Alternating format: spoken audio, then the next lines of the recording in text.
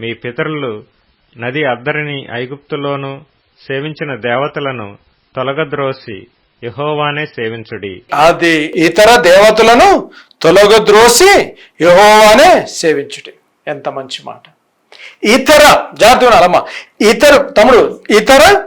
ఇతర దేవతలను తొలగద్రోసి యెహోవానే సేవించుడు. దేవతలను తొలగద్రోసి అంటే స్మాల్ గాడ్స్, ఏ దేవతలనైతే మీరు పూజిస్తూ వచ్చారు, నీ జీవితంలో అద్భుతాలు చేసినప్పటికీ కూడా, నిన్ను విమోచించినప్పటికీ కూడా, నిన్ను ఎంచుకొని నిన్ను ప్రేమించి నిన్ను నడిపించినప్పటికీ కూడా అనేక సార్లు ఇతర దేవతలను మనం పూజిస్తూ ఉంటాం. దేవతలు అంటే ఏదో విగ్రహం పెట్టేసి పూజించేస్తాం కాదు. జాగ్రత్త వినండి. దేవునికైతే ఏదైతే ఎక్కువ ప్రాధాన్యత ఇస్తావో, వాట్ ఈస్ అన్ ఐడల్?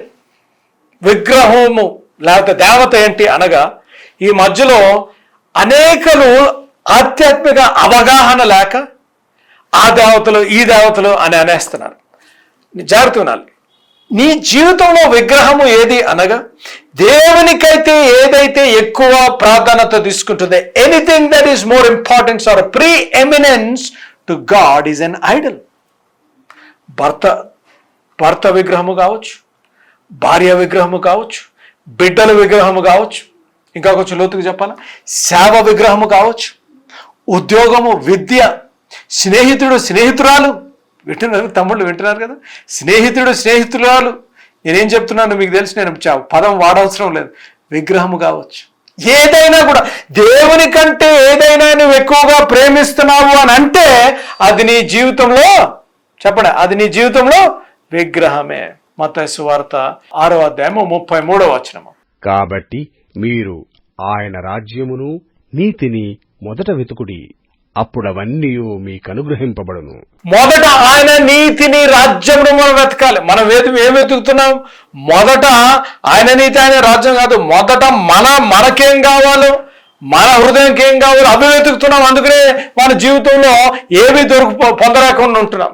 ఈరోజు ద ఫార్ములా ఫర్ సక్సెస్, జాగ్రత్త ఉండాలి. The formula for success is seek ye first the Kingdom of God. Keep God first. దేవుని రాజ్యాన్ని నువ్వు వెతుకు, దేవుని ఫస్ట్ నువ్వు పెట్టు, సమస్తము సమకూర్చబడుతుంది. ఎందుకనగా వాగ్దానం ఇచ్చిన దేవుడు నమ్మదగిన దేవుడు. దేవతలను తొలగదోసి యెహోవాని సేవించుడి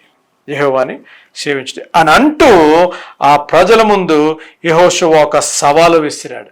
ఏమని విసిరాడు? మీరేం చేసుకుంటారో చెప్పండి, మీరేం చేస్తారో నాకైతే తెలీదు, కానీ నేనైతే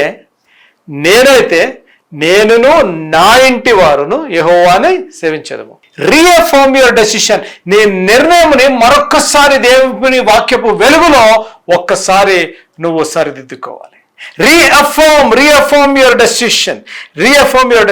ఒక్కసారి నీ నిర్ణయం. ఏం చెప్తున్నాడు? సవాల్ వేస్తున్నాడు కదా. ఏమంటున్నాడు? అది మీరు ఎవరిని సేవింపకూడనను, కానీ నేను ఈజ్ రీఅఫర్మ్. ఒకసారి ఆయన నిర్ణయాన్ని మరొకసారి దృఢముగా చెప్తున్నాడు.